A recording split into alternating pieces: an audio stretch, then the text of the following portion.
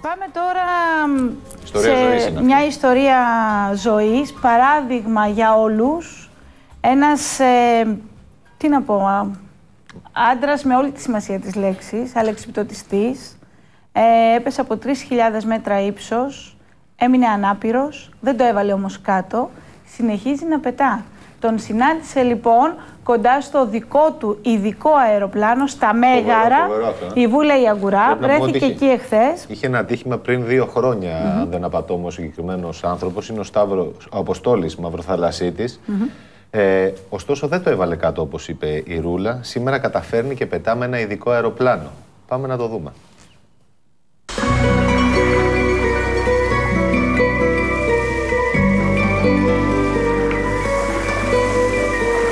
Νομίζω ότι όλοι μας είμαστε πιο ζωντανοί όταν έχουμε όνειρα και τα κάνουμε. Οπότε χάρηκα πάρα πολύ που μπορώ να έχω και εγώ στη ζωή μου ένα όνειρο και να μπορώ να το κάνω κιόλας.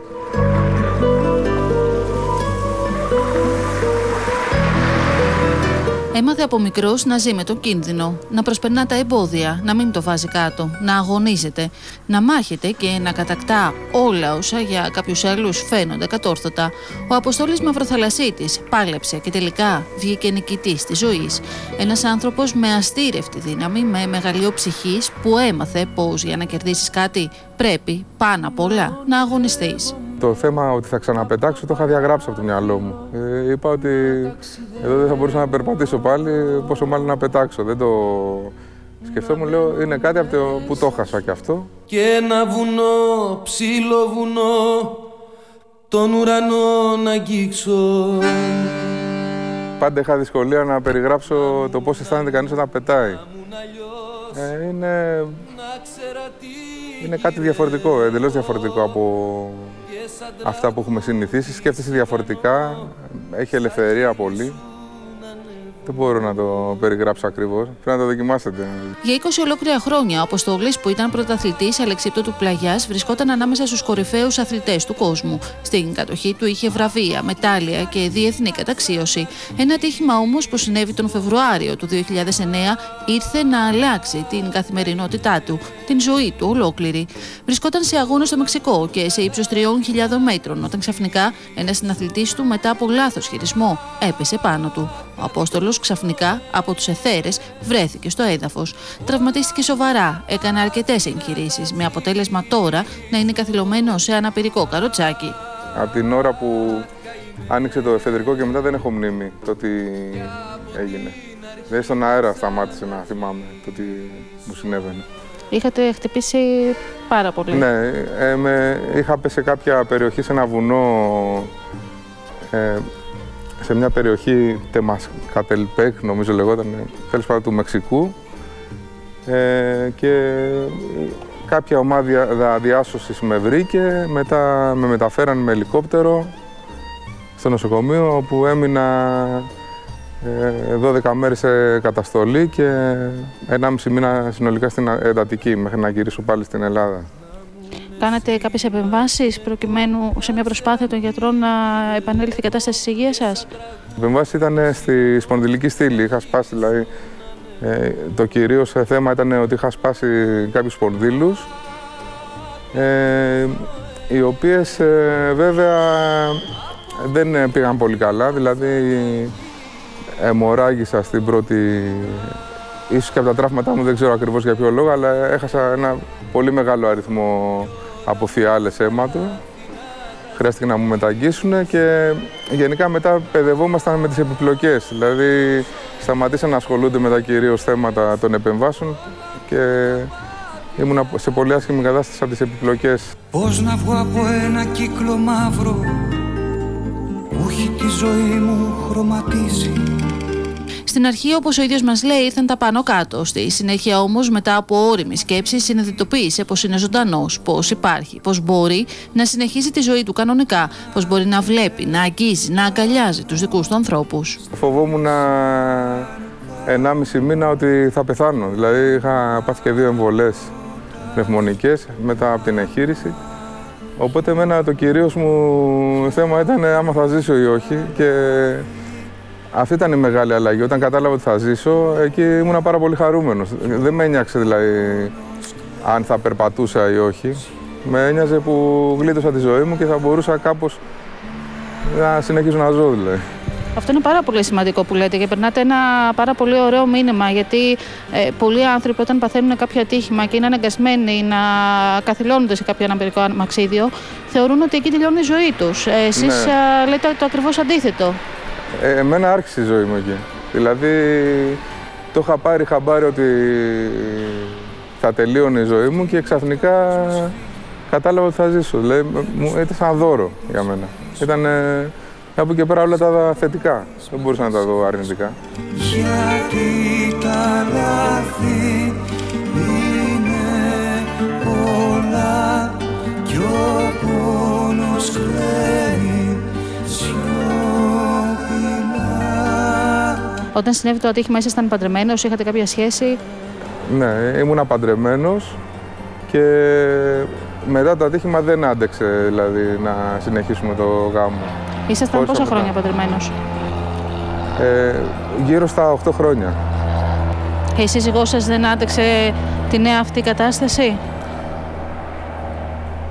Δεν μπορώ να πω αν δεν άντεξε η σύζυγος ή δεν άντεξα εγώ, δηλαδή δεν άντεξα μαζί, θεωρώ, δηλαδή και οι δύο μαζί. Δεν νιώθετε κάποια πίκρα ότι έφυγε από κοντά σας λόγω του ατυχήματος? Όχι, όχι. Ίσα ίσα που θεωρώ ότι ήταν καλύτερο. Δηλαδή, έτσι όπως συνεχίζαμε, δεν μπορούσε να πάει άλλο. Ήταν καλή εξέλιξη δηλαδή αυτή και για τους δυο μας. Νιώθατε ωστόσο πίκρα κάθε φορά που κάποιος αγαπημένος σας άνθρωπος έφευγε από κοντά σας? Όχι, δεν νιώθα. Γιατί είναι πολλά πράγματα που δεν τα σκέφτονται. Όπως και εγώ, για παράδειγμα, πριν χτυπήσω, δεν σκεφτόμουν πώς μπορεί να είναι μια τέτοια κατάσταση. Οπότε δεν μπορώ να απαιτήσω και από τους άλλους να μπουν στον τρόπο που είναι η ζωή μου από εδώ και πέρα. Όποιος θέλει μπορεί να κάνουμε παρέα, όποιος δεν θέλει δεν το κατηγορώ. Δηλαδή είναι κάτι διαφορετικό. Θεωρώ είμαι διαφορετικός από ό,τι πριν. Η ζωή του αρχίζει πλέον να αποκτά και πάλι νόημα και ξαφνικά έρχεται η χαρμόσυνη είδηση. Πληροφορείται πως στην Ιταλία υπάρχει σχολή με εξειδίκευση στην εκπαίδευση ατόμων με ειδικές ανάγκες, στα οποία δίνεται και πάλι ευκαιρία να πετάξουν με ειδικού τύπου αεροπλάνα. Δίχως να το σκεφτεί, ο Αποστόλης Μαυροθαλασσίτης αναχωρεί για την Ιταλία, παρακολουθεί τα μαθήματα, πετάει και πάλι. Και εκεί είδα ότι διστακτικά στην αρχή, δηλαδή δεν ήξερα αν θα μ' αρέσει κιόλας. Εκεί είδα ότι μπορώ να πέταξω κανονικότατα και να αισθανθώ πάλι όπως πριν. Δηλαδή, καμία διαφορά. Μπορώ να το ελέγξω το αεροπλάνο πλήρως και να αισθάνομαι ότι πετάω.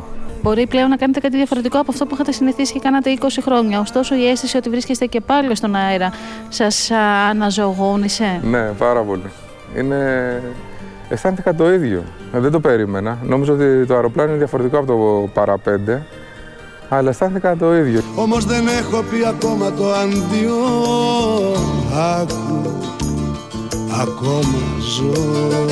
Οι εκπαιδευτές του, βλέποντας το πάθος του για τα αεροπλάνα, τον παροτρύνουν και τελικά τον πείθουν να αποκτήσει το δικό του αεροσκάφος. Το πρώτο αεροσκάφος στην Ελλάδα για άτομα με ειδικές ανάγκες. Επειδή είστε ένας πολύ δυνατός άνθρωπος και έχετε και έντονα συναισθήματα, τουλάχιστον αυτό μου βγαίνει εμένα, μου βγάζετε, η ζωή μπορεί να σας στέρισε κάτι, αλλά σας δίνει απλόχερα κάποια άλλα πράγματα.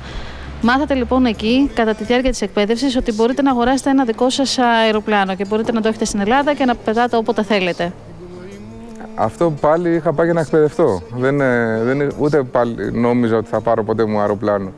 Και σε ένα τραπέζι που είχαμε βγει το βράδυ με την ομάδα αυτή, μου λένε θέλεις να πάρεις ένα από τα αεροπλάνα μας? Λέω κάτσε να το σκεφτώ λίγο, ναι. Και τους το είπα γρήγορα, μην αλλάξουν και γνώμη.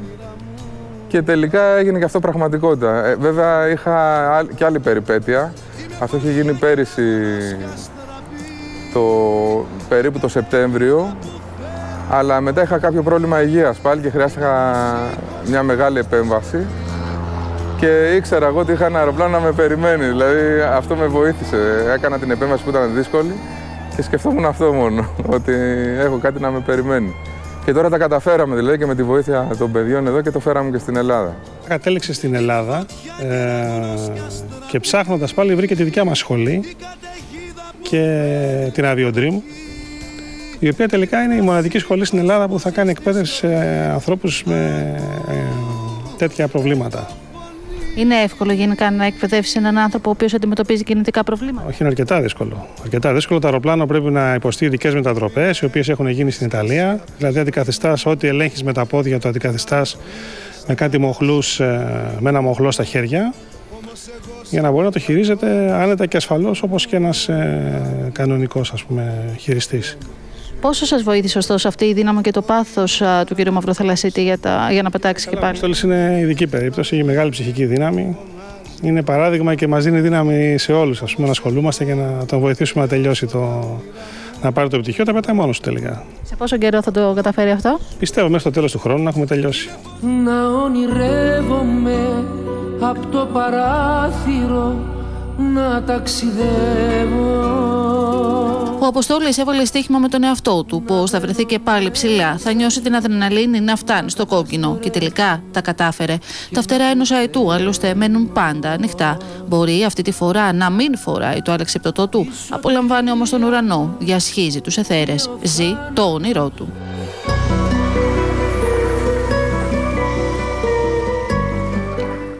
Μάθημα ζωής λοιπόν από τον Αποστόλη, που το όνειρό του έγινε πραγματικότητα. Ήθελε πάντα να πετά και συνεχίζει να πετά, και εκπληκτικό βίντεο από την Βούλα την Αγκουράκη, από τους τεχνικούς βέβαια που βοήθησαν στα γυρίσματα, και ευχαριστούμε πάρα πολύ. Και το αεροδρόμιο των Μεγάρων που έμεινε ανοιχτό για να μπορέσουμε να κάνουμε το γύρισμα χθες το βράδυ.